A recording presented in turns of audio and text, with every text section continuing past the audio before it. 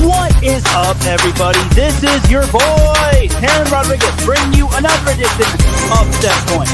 And as always, we have ourselves a jam-packed show as we have a lot to get into in the world of volleyball. Such as the Olympics officially coming to a close. Who won gold, silver, and bronze in all the volleyball events? Also, in all of the volleyball things that have been happening the past few weeks, we have an AVP tournament this week. Out of frying pan and into the fire as we got the granddaddy of them all, the Manhattan Beach Open. Big time tournament. Who's participating? Who's going to come out on top? I got your breakdown. Also, we have some NCAA men's volleyball news as we have some notable players heading to other schools and one player in particular that's running it back one last time. Can't be a volleyball. There today.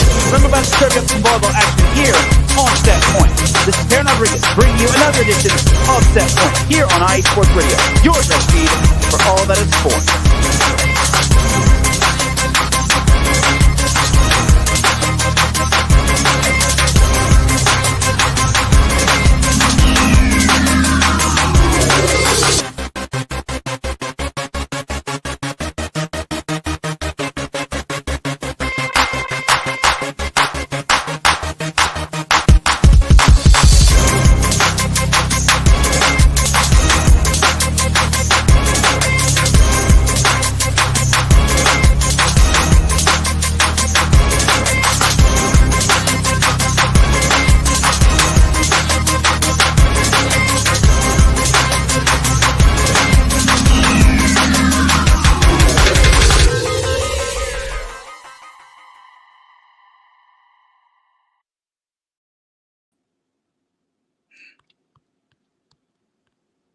And welcome one, welcome all to another edition of Set Point. Thank you all for joining me on this beautiful Monday afternoon, Monday evening, Monday, wherever you are listening from. Either way, you have made your way into episode 259 of Set Point. And without any further delay, let us begin. But first and foremost, Set Point would not be where it's at without IE Sports Radio providing the platform to go live on Spreaker. Please do follow us on X, formerly known as Twitter, Instagram, Facebook, especially Facebook. Please do follow us on Facebook and on TikTok. And we are also available on several different podcast platforms such as Apple Podcasts, Spreaker, Spotify, iHeartRadio, Google Podcasts, Amazon Music, Audible, Castbox, JioSaavn, Podchaser, Spreaker. The list goes on. And check out our website, iesportsradio.com, for all of your latest sports news, our blog, our page dedicated to each podcast, such as Set Point, our merchandise shop, where we're actually having ourselves a sale from now all the way till the end of August. Everything IE Sports Radio related in terms of its clothing and pretty much everything is going to be 20% off. So get your IE Sports Radio while you can at the merchandise shop. For the last 10 years, IE Sports Radio has been bringing you amazing content ranging from interviewing legendary athletes, coaches, and other authorized media personnel to building tailor-made shows dedicated to all major sports cities around the country. Thank you to everyone for all of your support and for making IE Sports Radio your direct feed for all that sports. Well, first and foremost, before we get into the sponsors, make sure to follow Set Point on social media at set_point.ie on X and on Instagram at set_point.iesr. And I promise you all, I promise you I'll get the Facebook off and running ASAP. I promise you I'll get that up. I'm trying. I'm sorry, y'all. And you can follow me on X, formerly known as Twitter, at Teran Rodriguez1.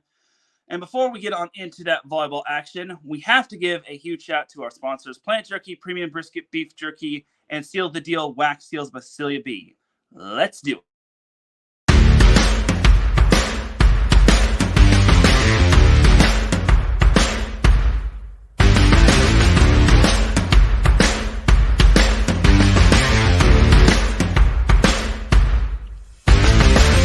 IE Sports Radio fans, this show is brought to you by Planet Jerky Premium Brisket Beef Jerky.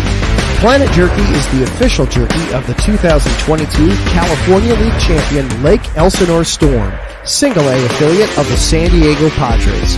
This all brisket jerky has gluten-free options, contains no MSG, no sodium nitrate, is low in sugar, and high in protein. Go to their website at planetjerky.net and follow them on Instagram at planetjerky. Planet Jerky, the jerky that's on a whole other planet.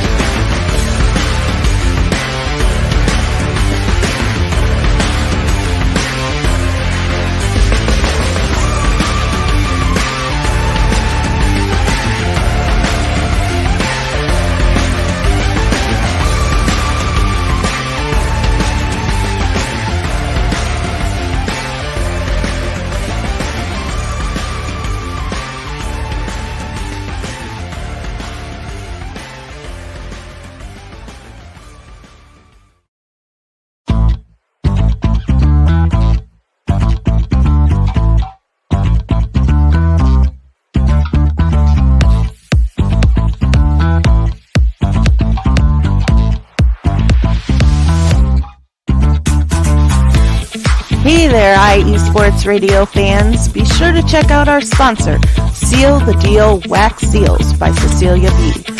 You just finished your very own wedding or baby shower invitations and you're looking for that extra special touch?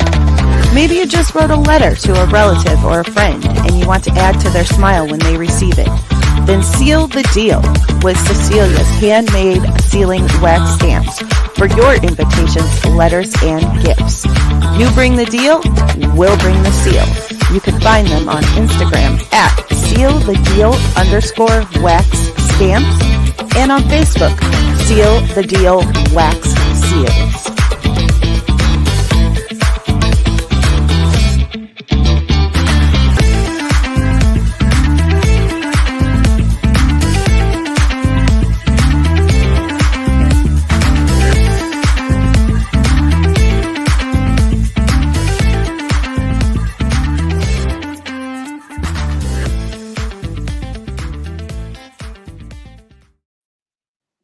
That's right, everybody. Definitely check out Seal the Deal Wax Seals and Planet Jerky Premium Brisket Beef Jerky. And also, if you buy some Planet Jerky Premium Brisket Beef Jerky and then you message them saying that you heard their ad on one of our shows, you will get a small but free bag of jerky. So definitely check out Planet Jerky Premium Brisket Beef Jerky and Seal the Deal Wax Seals.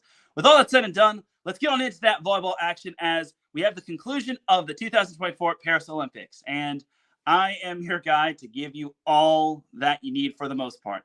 As we got to give a shout to the live chat room. Ralph Calise was there. Davidson Crooks. That man knows what you know what to do. Hit that like button. That it helps boost the algorithm of this show and it helps iSports Radio out. Ralph Calise, he says, Teran, good evening, episode 259. Amazing accomplishment. Have a great show. And that's not all. Ralph does make note of my episode number, but what is notable is that next week is actually going to be the season 5 finale of Set Point. So after that, we're going to be going into season 6. Unlike a certain other anime show on Cartoon Network, which if you get that reference, then I will give you a gold star and a shout out on the next show, but I digress. And then Bishop, our host of one of our hosts of This is KC Sports, says, the volleyball guru, I appreciate you, Bishop. And then Jim B says, have a great show, Teran. Ralph says, volleyball guru and legendary reporter, let's go. And Larry B pops into the chat room. He says, let's talk some volleyball. All right. Well, if Larry B wants me to talk some volleyball, I shall not keep that man waiting. So last time we talked about the Olympic volleyball, we actually had two different parts. So men's volleyball was actually in the semifinals because I didn't post my quarterfinal predictions in a timely enough manner. And then the women's side of things were in the semifinals. And then the U.S. beach pairs were all into the quarterfinals, or at least two. And then the other two got bounced in the round of 16, which was unfortunate. So we'll start off with the men's side of things. Unfortunately for the U.S., they fell to Poland in 5 sets. Oh, man, that was such a heartbreaker losing. And, oh, my God. Poland just barely pulled out the win. So the U.S. was up 2-1 in the match. They led 20-18 in set number 4. The U.S. just needed 5 points, and they would have been bound for the gold medal match for the first time since, I think, 2008, 2012. Regardless, it had been over 10 years since the U.S. last made a gold medal match. But Poland being carried by Wilfredo Leon for the most part. He led them to a 7-2 run to take the fourth set, 25-22, and then actually it was a 7-3 run. But regardless, it was a 7-3 run. And then the fifth set, the U.S. was down 14-10. They routed off 3 straight points, but how fitting that Wilfredo Leon put the match-clinching kill down. And unfortunately for the U.S., it was just heartbreak. It's so saddening because from a U.S. fan's perspective, honestly, this is the last dance. Larry says Poland just wanted it more. Hopefully the men can get it together in 2008 or 2028. Sorry, a little dyslexic. But okay, about that. Most of the U.S. players are pretty much calling it quits for the national team. So I'm hoping John Speraw has something cooking. Like Matt Anderson, he had himself a monster game. Thomas Jaschke, former Loyola standout, came in off the bench. But he took over for TJ DeFalco, which kind of boggled my mind. And then DeFalco came back late in set 5. So I don't truly understand what John Speraw was thinking regarding that, but it is what it is. Aaron Russell had himself a nice game. Eric Shoji did all that he could. Micah Christensen had himself a nice little game at setter. He was just phenomenal in terms of the entire tournament for the U.S., but unfortunately, it just wasn't enough. Now, it wasn't just Wilfredo Leon. They actually had a lot of unsung heroes in my book, as they had Norbert Huber. Yes, it's actually pronounced Huber, not Huber, contrary to popular belief. He had himself a nice game in the middle, and in a game where Wilfredo Leon just could not carry the U.S. by himself, or not the U.S., Poland by himself. They needed someone to step up. They needed other players to step up. They also got Kurek stepping up at the opposite, who was also the team captain for Poland. But unfortunately, as he didn't have the biggest night, he had 11 points, but nowhere near as close as Wilfredo Leon. Wilfredo Leon had 26 points on the match. 26 points. The dude had a cannon for a serve. He had a cannon for an arm, and he literally just willed that Poland team to victory. And again, all credit goes to Poland. Larry said it best. Poland just wanted it more. And do you know how long it's been since Poland last made it to the semifinals? 44 years. So if we're keeping track, or if you do math correctly, 1980 was the last time Poland made the semifinals. It's been that long for Poland. And then the last time they made it to the gold medal match was 1976, according to Paul Sunderland. But regardless, Poland was just on its A game right there. I was just downright impressed, and you got to give it up to Poland. I don't think the U.S. could have played any cleaner. Unfortunately, they just got off to that little bit of a lull in that fifth set. They scored the first point, gave up 3 in a row, and they just were playing from behind. And when you're playing from behind in a big match like that against a talented team like Poland, it's not going to end well for you. So unfortunately for the U.S., they saw their gold medal hopes get dashed against Poland, but it was a valiant effort. In the other semifinal, we had France sweeping Italy 25-20, 25-21, and 25-21. Now, I actually predicted Italy to win this one, and I'm sorry, Italy fans. I didn't mean to predict you all. Well, I'm sorry. I'm sorry, France fans. I didn't mean to predict you all to lose. I apologize to France. I wasn't really familiar with your game. I just thought that Italy, being the top overall seed, and how they dug their way out of a crazy 0-2 deficit. Because remember, they were 1 point away from losing in that third set 3 different times. So I would have thought Italy would have had a lot more grit in that semifinal match, but France really took them to the shed. So this is no offense to Italy fans, but I just think France really wanted it. And France also had a reverse sweep over Germany, but I guess Germany they're just such a talented team. And I feel everyone underestimated Germany just because they were double digits. They were like the double digits in their world ranking going into this Olympics. So I think that Italy just kind of ran out of gas, and for France, they just used their reverse sweep over Germany as fuel and motivation to never, ever, ever let that happen again. So as for the bronze medal match, they were able to sweep Italy, but all the sets were close. First set was 25-23, second set was 30-28, and then the third set was 26-24. It was tied 24-24 in that third set, and then Eric Shoji had the libero dig kill. You rarely see a libero dig kill because this is one of the higher levels of volleyball you will see. And unfortunately for Italy, they gave up that dig kill, and that was the backbreaker as TJ DeFalco eventually closed the match with a kill as the U.S. was able to claim bronze. Now, my takeaway for the U.S., the entire Olympics in men's volleyball is this. When you compare the Tokyo Olympics to this year's Olympics, there's no contest. USA was just on its A game. And, one player that really helped them was Aaron Russell. Aaron Russell did not play in the Tokyo Olympics. He was able to play in this year's Olympics, and he was a big difference maker. Matt Anderson was a huge difference maker. And spoiler alert, he was left off the dream team. He was left off the dream team. Disgusting, if you ask me. But I digress. But anyway, honestly, I will say this. The U.S. showed a lot of flash, and the players just knew that this was their last dance, and they wanted to go out with a bang and not with a whimper. So I got to give it up to the U.S. I thought that it was going to be a little closer for them to make it to the podium, but they really handled a lot of their opponents well. And again, that Poland match was just such a tough one. All they just needed was 5 points in set number 4. They really had Poland on their heels, and they led for the most part early in that fourth set. Unfortunately, they just could not hold on as Poland just busted down that door and eventually just I wouldn't say ran away with it in the fifth set, but they just built a lead and they just never really looked back. And most of the errors in set number 5 were basically just hitting errors and service errors from them. And honestly, Wilfredo Leon was just a man on the mission. So you have to give it up to the U.S. in regards to their effort. I don't think most people thought they would get this far, but I'm glad they did. And honestly, I'm glad they were able to at least get one medal. Now, the big question is who's going to be taking over for their team? Will we see Matt Knigge, who is an alternate for the U.S.? Will we see Ethan Champlin or Merrick McHenry taking over? Heck, we could be seeing Merrick McHenry play opposite. That's a possibility, but Thomas Jaschke should be back.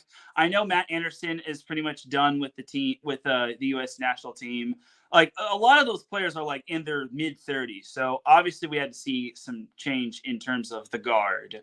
So hopefully John Sproul has something cooking going into the 2028 Los Angeles Olympics. All right, but that's the bronze medal matchup. As for the gold medal matchup, it was pretty much expected. Okay, not expected, but France swept Poland in the gold medal match, 25-19, 25-20, and 25-23. Now, the first two sets were pretty much all France. They were feeding off the energy from their home crowd, and they knew they really wanted to repeat as gold medalists. However, in the third set, I think they were up like 24-19. They missed a serve, and then Wilfredo Leon puts together a serving run, gets Poland within 1 point. But at 24-23, Wilfredo Leon serves it long, and the celebration is on for France. Oui, mon ami. As I feel bad for Wilfredo Leon. Wilfredo Leon is another player that got left off the Dream Team, but I guess the Dream Team, unfortunately, goes to a majority of the winning team's players, which I think is stupid. If it were up to me, I'd put Wilfredo Leon on that Dream Team because without Wilfredo Leon, Poland doesn't even get to the gold medal match, and they're probably playing for bronze. I'm just going to put that out there right now. Wilfredo Leon is a one-of-a-kind player for Poland. He didn't have the biggest match, but he only had 9 points, which is nowhere near that 26-point outing. Hurek actually led the way with 10 points for Poland, but unfortunately it was not enough for the Polish as they did not win the gold. They finished with silver, which is still pretty good if you ask me. They had a lot of expectations going in. They were number 1 in the world going into the Olympics, and the fact that they were able to get this far and almost win the gold in front of France's home crowd is still quite phenomenal.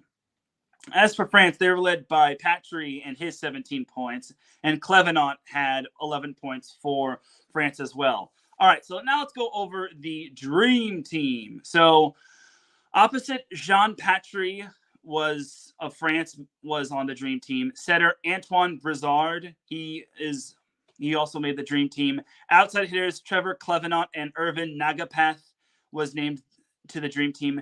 Middle blockers Jakub Kachanowski and Taylor Averill of the U.S. also made the Dream Team. Those were the only non-France players that made the Dream Team. So it's good that other teams were able to get in on the Dream Team action, but oh man, I feel bad for some of the players. Like Matt Anderson, you can make the argument that he could have made the Dream Team for the U.S., but it is what it is. And then libero Jania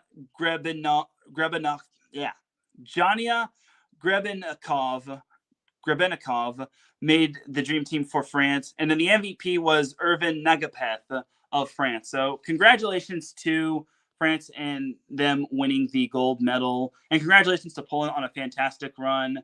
And a salute, thank you, Marcus, for tuning in, to the U.S. on winning bronze.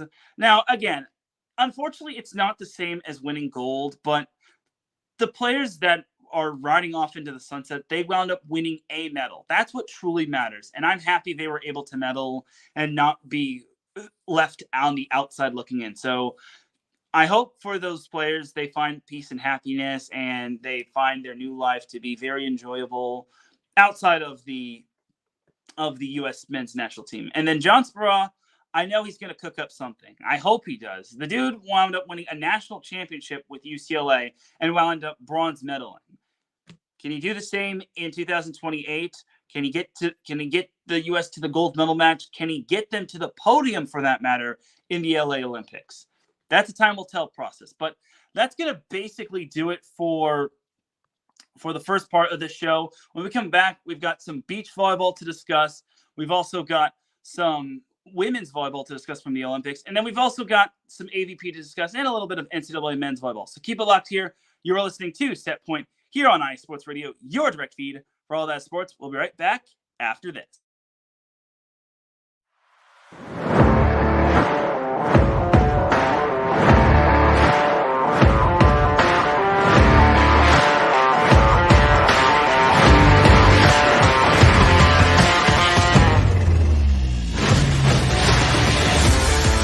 The light is red, the kids are in bed, which means it is time for Mile High Musings with me, Aaron Yowell, right here on IE Sports Radio, your direct feed for all that is sports.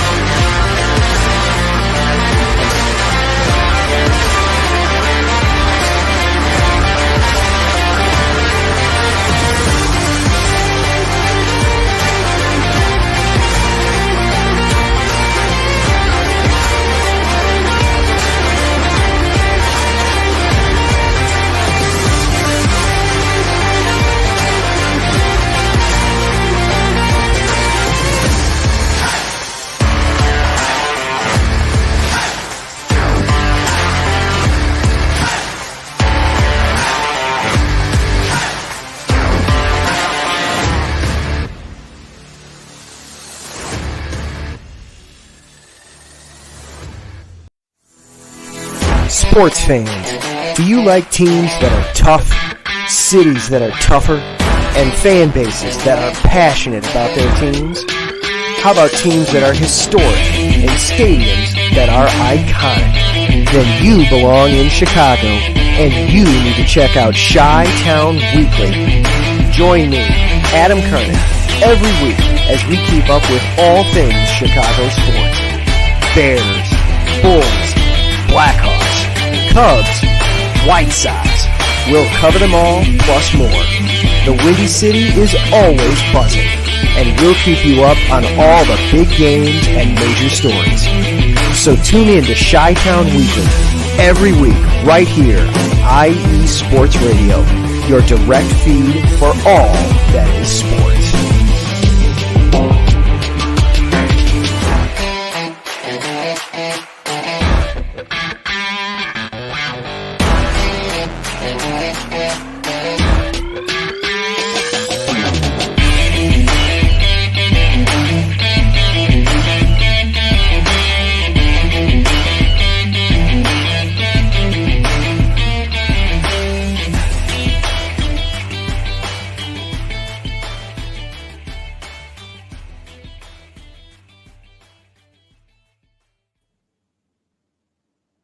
Back with segment number 2 of Set Point here on IE Sports Radio, your direct feed for all that sports. Definitely check out our amazing shows such as Mile High Musings with Aaron Yowell and Chi-Town Weekly with Adam Karnick. I got a chance to see a little bit of Chi-Town Weekly while I was preparing for my show. He had Patty Backs of the Buffalo Huddle on as they broke down some of the Bills-Bears game, but I digress. All right, back into the volleyball action, as we've got some beach volleyball to discuss, and the U.S. made history in the U.S. made history. However, it was history in the worst way, as the U.S. unfortunately failed to medal in beach volleyball for the first time ever. So, yeah, about that. So, regarding the quarterfinal matchups between Miles Partain and let's go chronological order. So Sarah Hughes and Kelly Cheng, they played Switzerland's Nina Brunner and Tanja Huberli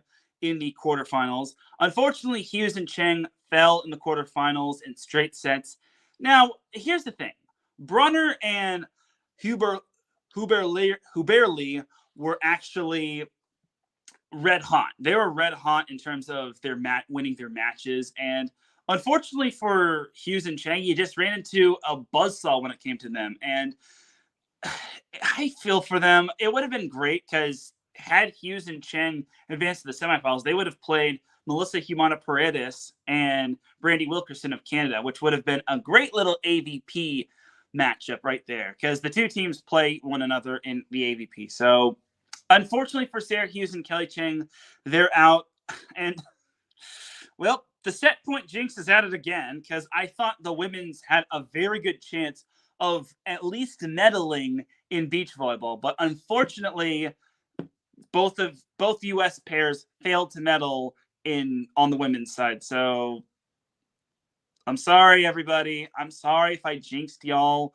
And it didn't get much better for the men's side of things as Miles Partain and Andy Benish lost to Qatar's Sharif Yunusi and Ahmed Tijan in the quarterfinals in straight sets. If I'm mispronouncing these names, I do apologize.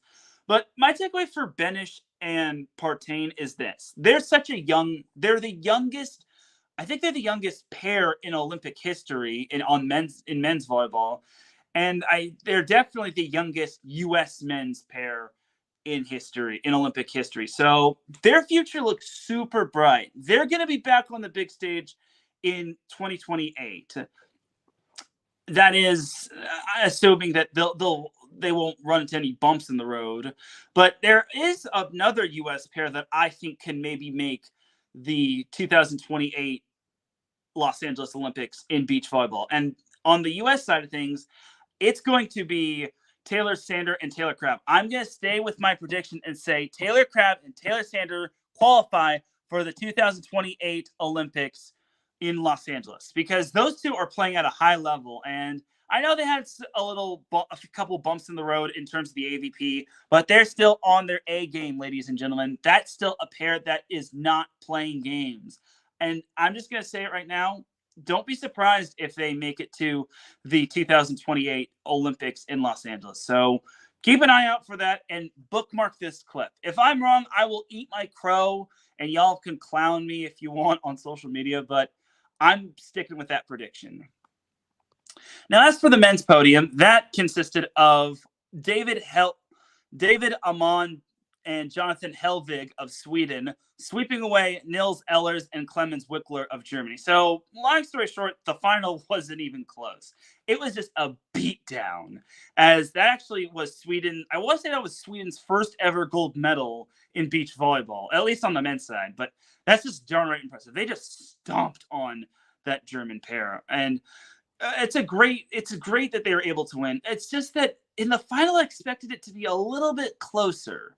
And then in terms of the bronze medal match, Anders Bernstein Mole and Christian Sandile was able to win the bronze for Norway in straight sets. So all in all, a little anticlimactic on the men's side, but I will just say that's great for Sweden to get themselves on the map in terms of men's beach volleyball, because men's volleyball is such a tough sport to get popularized because of the lack of rallies. But I think that getting the gold medal in the Olympics is definitely a map placer, if you ask me. So that's that in terms of the men's podium. And then as for the women's podium, you have Ana Patricia and Duda. I'm not going to go into their last names because it's multiple middle and last names. But Ana Patricia and Duda of Brazil was able to take down Melissa Humana Paredes and Brandy Wilkerson of Canada in a thrilling 3-set match. And there were some high tensions between the Brazilian duo, as there was a call that they didn't agree with. And I think Ana Patricia was seen a yellow card. So, yeah, when it comes to these gold medal matches, tensions can get really high. And fortunately for the Brazilian duo, they were able to have enough in the tank to take down the Canadian duo. Now, for Melissa Humana Paredes and Brandy Wilkerson, the fact that they got to the gold medal match is still incredible. Remember, this was a pair that had to make it out of the lucky loser match. So in other words, they had to play in a crossover match after pool play to make the round of 16. And in the round of 16, they took down the number 2 seed, Teran Rodriguez and Kristen Nuss of USA, which I think was a pretty darn good deal. Then they swept their way through the quarterfinals, and then they took down that said Swedish duo, being Nina Brunner and Tanja Huberli, which that was a 3-set thriller right there. And then eventually they fell to a very talented Duda and Ana Patricia team in the final. But there's a reason why Ana Patricia and Duda have been winning all sorts of awards, all sorts of tournaments, and also all sorts of everything. They're just a machine. And I want to say they were one of the top ranked pairs in the world going into the Olympics, which I think was pretty darn incredible right there. So congratulations to Ana Patricia and Duda for basically winning the gold medal and adding that to their collection of accolades. And that's just darn right impressive. Now, the bronze medal went to, as I mentioned, Nina Brunner and Tanja Huberli. Now, that pair definitely deserved to win the bronze just because they took down Sarah Hughes and Kelly Chang. They lost in the quarterfinal, or lost in the semifinals, which was a tough one, but it was a 3-set match, and they faced a red-hot Canadian duo, being Wilkerson and Humana Paredes, and then they wound up winning the bronze, which I think was pretty darn good. So I want to say that's an incredible feat for them. Just like how it's so difficult to make it through these playoffs, because you never know who you're going to get. Like, for instance, Sarah Hughes and Kelly Chang did not expect to get that red-hot Switzerland duo. So I think that if you make it to the gold medal match, that's a definite feather in your cap because you're medaling no matter what. And actually is Canada's first ever medal in beach volleyball. So that's a big feat for Melissa Humana Paredes and Brandy Wilkerson. And then, like I said, for Ana Patricia and Duda, gold medaling, that's just a bigger feather in their cap, and it adds to all the accolades that they had. So all in all, it was a great little knockout round from semifinals all the way to the gold medal match. So congratulations to all those duos that wound up winning gold, or gold, silver, and bronze. All right, but that is that for that little matchup right there. So jumping over to, I think everything got jumbled up. So as for the women's match, for the women's side of things, so the semifinals were USA versus Brazil and Italy versus Turkey. And I'm just going to say USA defeating Brazil in 5 sets, that was not on my radar. If you all listened to my show on Spreaker last week, I predicted the US to lose to Brazil. Now, before you all blast me in the comments and say, oh my God, Teran, you don't know ball. How could you pick against the US? First and foremost, I'm sorry. I didn't mean to pick against the US. It was that Brazil had not lost a set all tournament, which meant that they also did not lose a match all tournament. And the fact that USA had a lot of question marks with how their outside hitter positions were producing. Excuse me, sorry. I just couldn't see the U.S. beating the top overall seed Brazil, but they were able to do so, winning it in 5. Catherine Plummer wasn't even 100%. She had to go full Michael Jordan flu game to help the U.S. win that match. It was just incredible. Nuts, cashews, pistachio. Anyway, so yeah, Catherine Plummer had 26 points. Annie Drews had 18 points. Avery Skinner had 19 points. The youngins really showed up and showed out. And as for Brazil, they were led by Ana Cristina, who had 24 points. Gabby, which everyone just calls her. Yes, her name is Gabby. Nothing more, nothing less. She had 16 points. Rosa Maria added 14 points. And Teza added 10 points for Brazil. Now, my takeaway for this matchup is this. The U.S. fought tooth and nail in that match. And the fact that they came out with a win was just incredible. And I'm just going to say, I really was wrong. I really did not think the U.S. had a shot at winning that. Just because Brazil was just so red hot. It's so tough to beat a Brazil team, a team like that. And your team I know they were coming off of an amazing sweep over Poland, which was probably their most complete match of the tournament. Well, okay, not tournament, but of the Olympics. But I'm just going to say, I just thought with all that firepower that Brazil had, and you have to factor in that I think Brazil just wanted revenge after losing in the gold medal match back in the Tokyo Olympics to USA. I thought they would have had a bigger chip on their shoulder, but the U.S. I think the U.S. just had nothing left to lose, and they were playing with house money just because in terms of the world rankings, they were lucky to be cracking top 5. And they were, I wouldn't say they were fortunate to get out of pool play, but they were kind of fortunate to escape pool play just because that Serbia team almost beat them. The China was able to outlast them in 5, and Serbia was unable to beat them as they fell in 5 to the U.S. And then they kind of struggled with France, but then that matchup against Poland came, and they wound up winning that one. And then as for the other semifinal, Italy swept Turkey. Sorry. I forget that's the new pronunciation. I gotta remember it's Turkey, not Turkey. So Italy swept Turkey in the other semifinal. So there you go, right there. I mean, it wasn't ultimately surprising, but Italy just made it look so easy as Italy just swept them 25-22, 25-19, and 25-22. Italy was led by Igonu, who had 24 points. She had 24 points in one match. That's just beyond misbelief right there. And unfortunately, Vargas was the one. Vargas just did everything she could to try to will Turkey into that gold medal match. But unfortunately, it was just not enough as the next point leader in Turkey for Turkey had 7 points, and that was 2 different players. So all in all for Turkey, it was just not their day in terms of facing Italy. And Italy, we talk about red hot teams. Italy came in the semifinals having only lost 1 set. We talk about Brazil and their red hot scorching run through the Olympics, through pool play. Let's talk about Italy.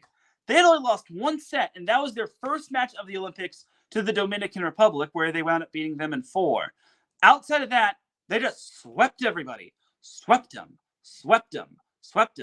And if you remember my interview with Karch Karai after the friendly matches of the Netherlands against the Netherlands, he said that Italy was the favorite to win the gold medal in terms of the Olympics. Because remember, they wound up winning the VNL as well. So yeah, it was quite astounding if you ask me. And then as for the bronze medal match, Brazil came away with a 4-set win over Turkey. Now, unfortunately, Turkey just missed out on the podium again. And I want to say this is their third time they've made it to the knockout round. And this is the furthest they've ever gotten. So I will give my respect to Turkey, and I hope for their sake Vargas does not quit the team.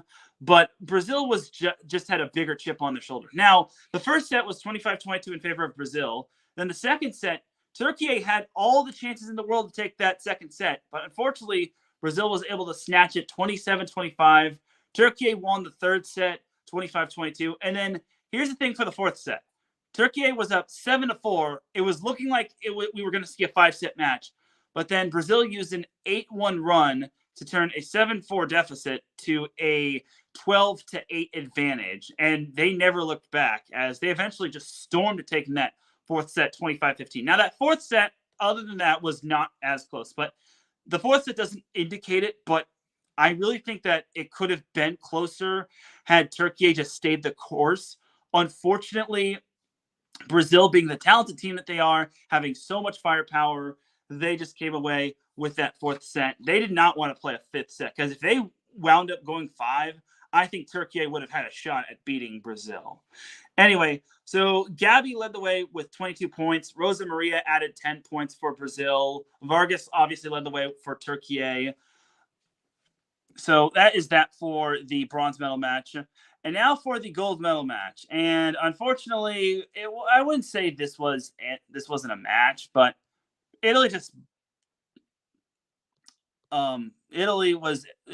took the U.S. to the shed, unfortunately. And sadly, look, I'm not going to say that the U.S. did not show up, but I'm just going to say they just did not have the horses to keep up with Italy. But it also goes back to what I pretty much said regarding Karch Karai, my interview with Karch Karai. He said Italy was the favorite to win it all because, remember, Italy wound up winning the VNL.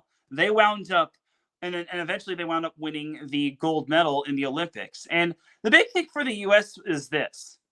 Some of those players are obviously calling it quits. Jordan Larson is one. Kelsey Robinson-Cook, another. Then you've got Annie Drews calling it quits. Then you've got some players on the borderline of calling it quits, as possibly Justine Wong-Orantes, maybe Haley Washington and Chiaka Agbagu. It's still not set in stone, but unfortunately the U.S., I wouldn't say they went out with a whimper, but they ran into a buzzsaw, and Kevin Barnett said it best on the broadcast. Sometimes you just run into the better opponent, and that was kind of the case for the U.S., and it's unfortunate for the U.S., as the biggest glaring stat was that the U.S. got outblocked 11-0. 11-0. The U.S. failed to register one block. Now, what could have remedied that is if Karch Karai went to his bench and put in Dana Retke, who's 6'8". At that point of the match, when you're getting outblocked, when you don't have one block, you basically got to go into your bench, whether it's Dana Retke or anyone else. And Italy just did a fantastic job. There's a reason why they had only lost one set throughout the tournament, which was obviously the Dominican Republic match, but Italy was just a straight-up machine. And unfortunately for the U.S., they just didn't have the horses to keep up. But my takeaway for the U.S. is this. It's still pretty impressive that they were able to medal, because that's the 5th straight Olympics that they've at least gotten a medal, whether it's bronze, silver, or gold, which was last Tokyo Olympics, but I digress. But it's going to be an end of an era for some of these, obviously, for 3 of the players, being Drews, Robinson-Cook, and Larson. And we don't even know if Karch Karai is going to be back, because the dude, I'm just going to say, I'm not saying this to be insulting, but the dude's kind of up there in age. And the dude freaking beat, I think, pancreatic cancer, but the dude freaking beat cancer. Karch Karai beat the biggest opponent of his life that wasn't even on a volleyball court. The dude beat cancer, which was back in the Tokyo Olympics. And I got to give that man a salute right there. So all in all, I'm not sure what the U.S. is going to bring us. So Larry B said it best. Italy played great, but hats off to the U.S. The U.S. played as best as they could. And yeah, I definitely agree. The only problem is this, is that Italy was just on a red hot streak.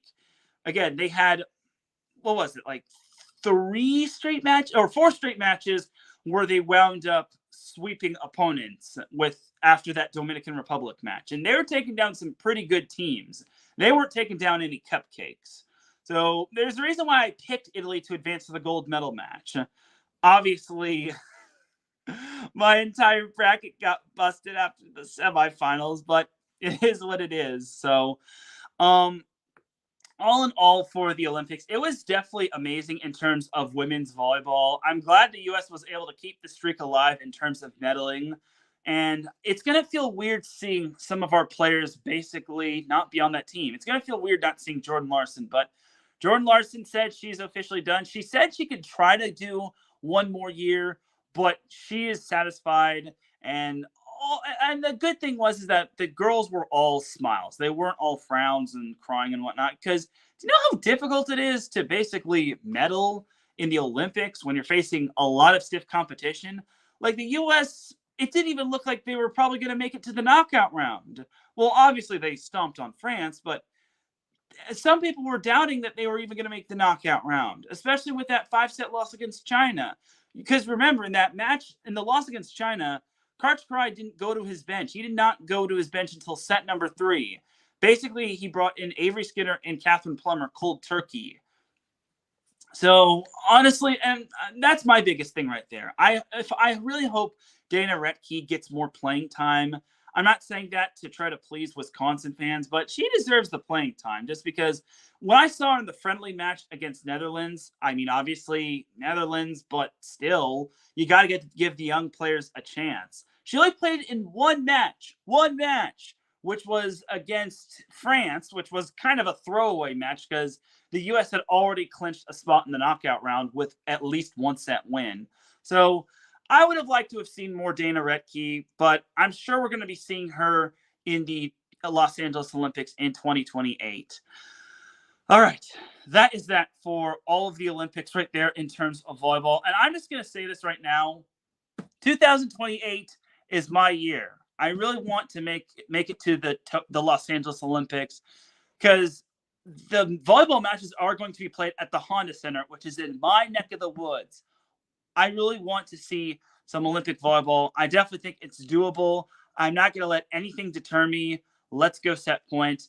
I really want to see y'all at the 2028 Olympics in Los Angeles.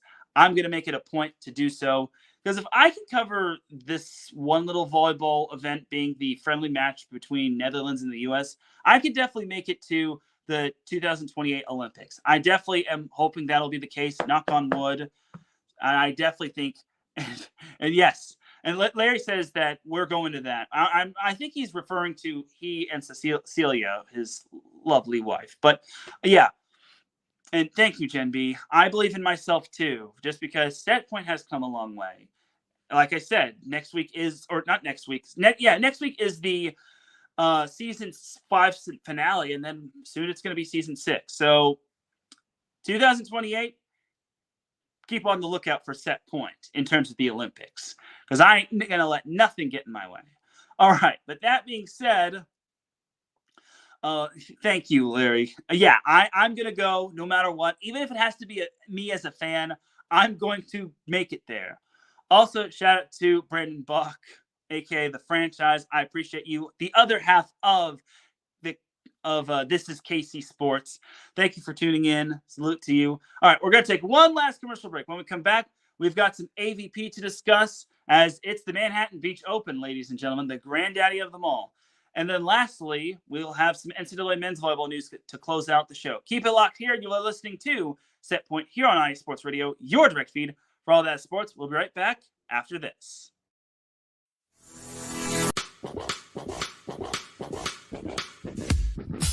Hello, sports fans. It's me, your boy Larry B, and I want to walk you through the world of sports. No. Not just the mainstream major TV deal type sports, although those are important too. But let me be your guide through your journey of all sports, from college to the pros, the minors, and everything in between. Each week, we are talking sports galore with true diehards just like you from a hardcore fan's perspective that's sure to quench your thirst around leagues you may know all too well and some you may even discover here. That's right, sports fans. If you love sports of all kinds, enjoy hearing amazing sports stories, and respect all sports because you know how difficult any of them can be to play or compete in, then this is your show. Join me, your boy Larry B, on The Defining Moment each week here on IE Sports Radio, your direct feed for all that is sports, and let the sports come to you.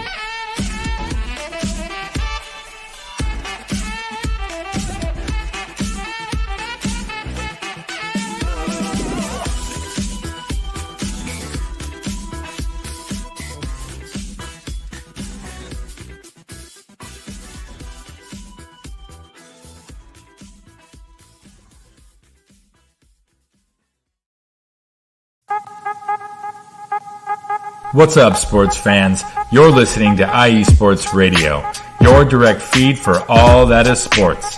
I'm your favorite West Coast Wisconsinite, Bernie Bango, and if you're a cheesehead, come listen to my show, Big Cheese Sports, where we road trip around America's Dairyland, previewing, reviewing, predicting, debating, and digging into all that is Wisconsin sports at the college and pro levels. Join me on IE Sports Radio, Sundays at 1 p.m. Central Standard. Bernie out.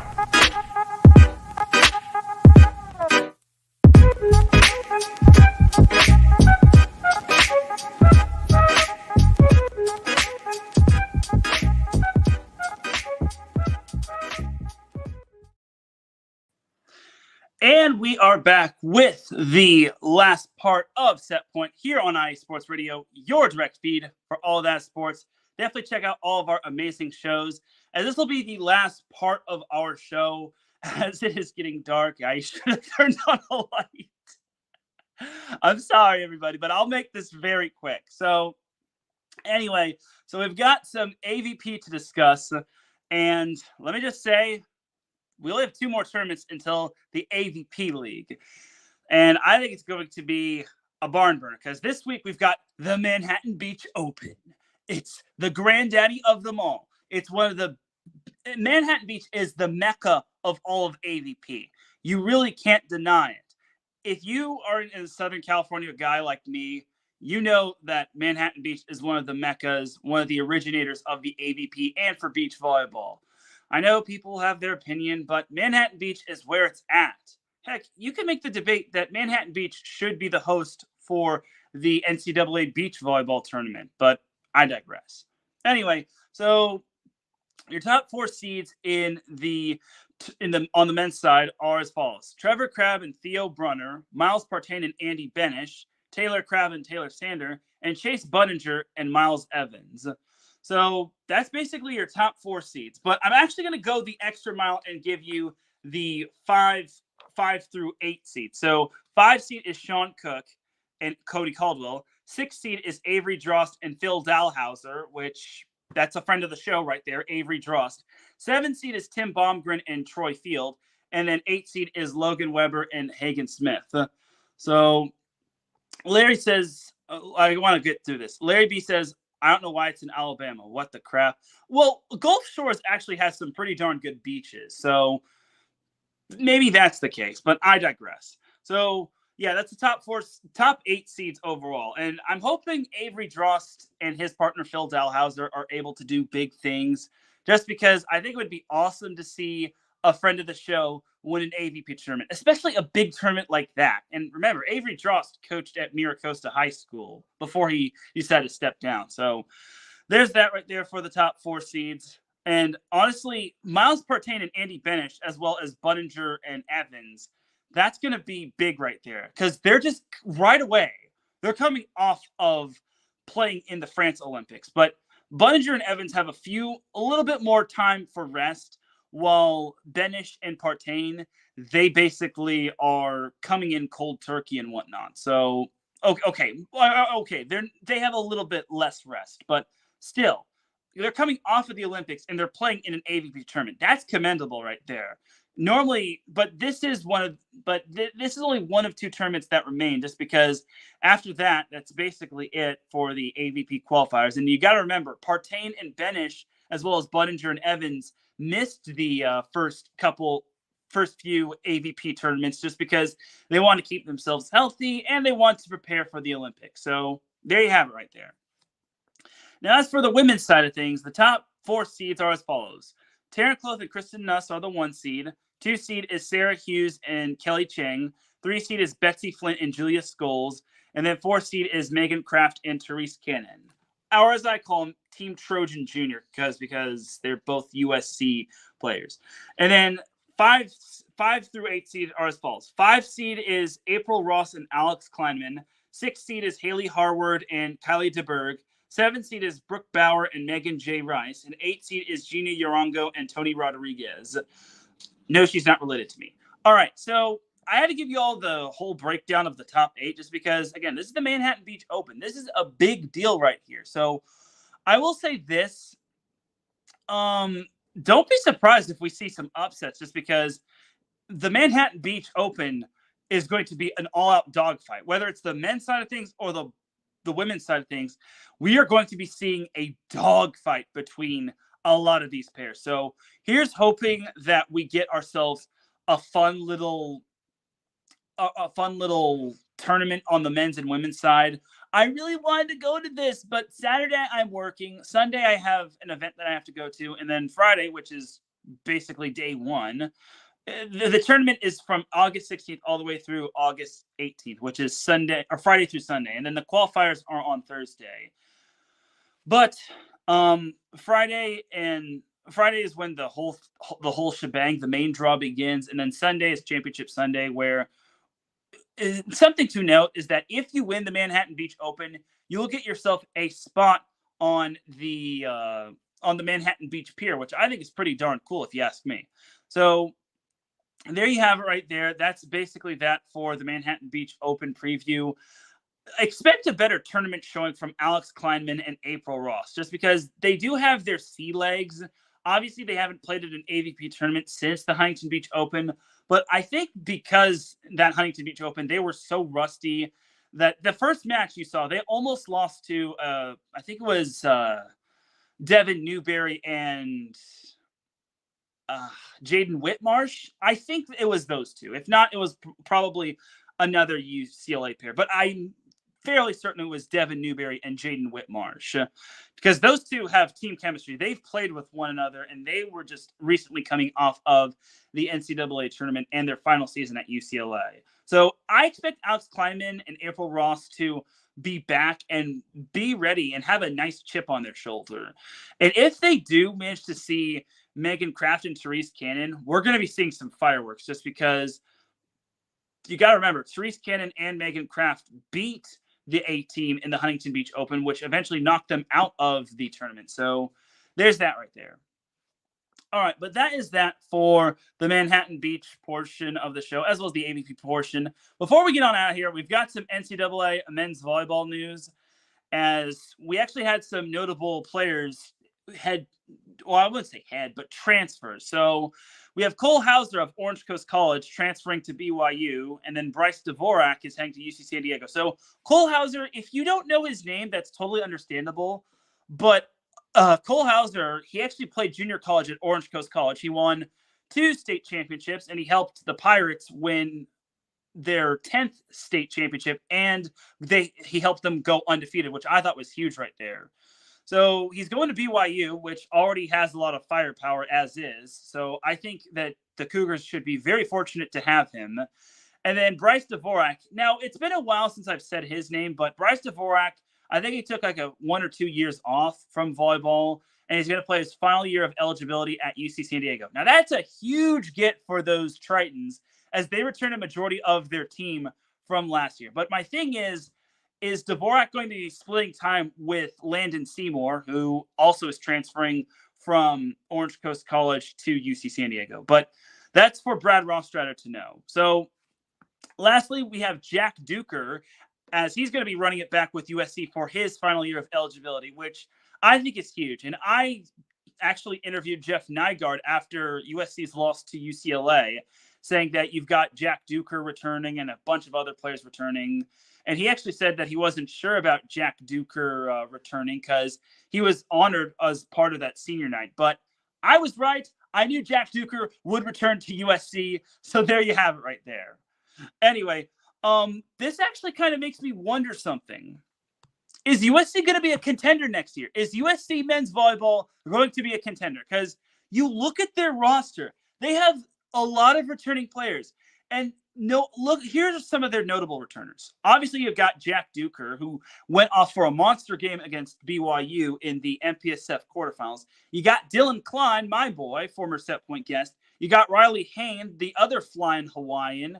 You got Wes Smith. If he can stay healthy, Wes Smith can legit be a threat for USC in the middle. You got Marcus Olson returning. Austin Stewart returns at the libero position. Caleb Blanchette returns at the setter position. That's kind of been the biggest question mark for SC.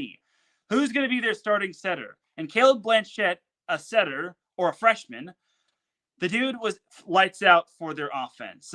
I think Jeff Nygaard found his setter for the next 3 years.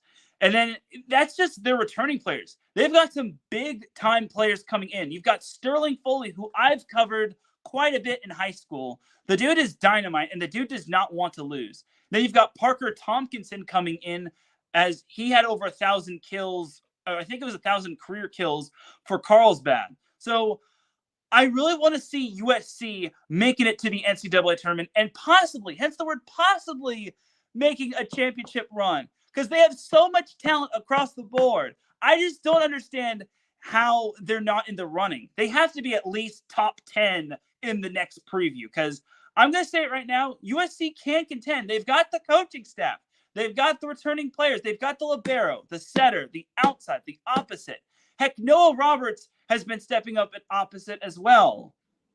And then they've got the middles. Now, the middles might be a little bit of a question mark on who's going to play opposite of Wes Smith, but Marcus Olson is that guy. Like, USC has to be a title contender in the next few years. I really don't want to see USC having all that talent and unfortunately not making it to an NCAA tournament or whatnot. So please, USC men's volleyball, please prove your boy Teran Rodriguez correct. I have utmost faith in you. You've got a stacked team. I want to see y'all vying for an MPSF championship as well as an NCAA tournament spot, especially since the field is going to be expanding. And now, it hasn't been approved yet, but the field will be expanding most likely from 8 teams all the way to 12 teams. And it's certainly a bigger cry from previously when they only had 4 teams advance, which was just semifinals. But I digress in that regard. So USC men's volleyball, I'm shooting my shot right now. You're going to be contenders in the next either year or 2, maybe 3. So please don't turn me into a liar. Please don't make my prediction age like spoiled milk or milk in general. All right. That's going to do it for my little take.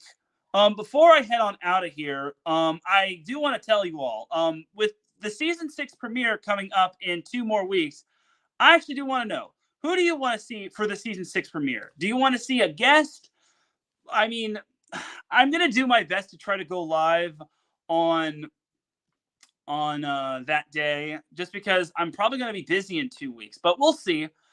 That next Monday, 2 weeks from now, I'm going to be busy. So hopefully I am going to be able to, get everything going and lined up. And I really want season 6 to be one of the better seasons out there.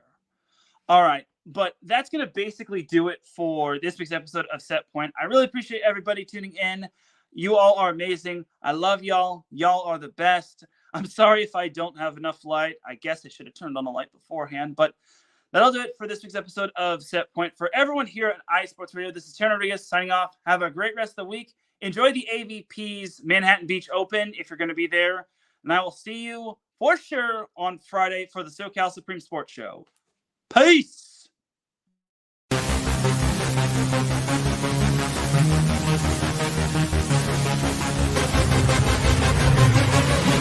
Yeah.